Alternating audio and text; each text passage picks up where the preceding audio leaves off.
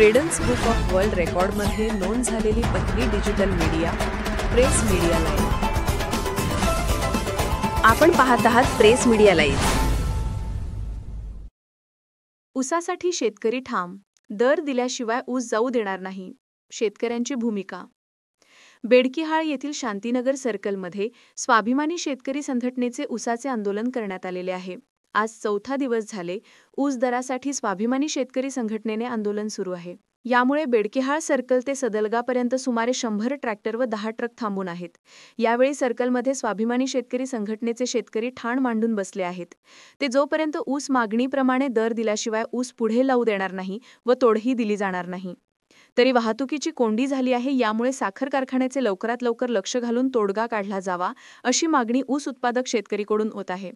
यावेळी बाबासाहेब खोत, पिंटू खोत, सुरेश गाणे, महावीर गेबिसे, सुरेश चव्हाण, बिरा भानुसे, रामा हिरखुंडे, विजय माडिवाल, संजू काटे, अण्णाप्पा पुजारी, सोमनाथ कोळी यांच्यासह परिसरातील ऊस उत्पादक शेतकरी उपस्थित होते। प्रेस मीडिया लाईव्ह न्यूज चॅनलला लाईक करा, शेअर करा आणि सबस्क्राईब करा।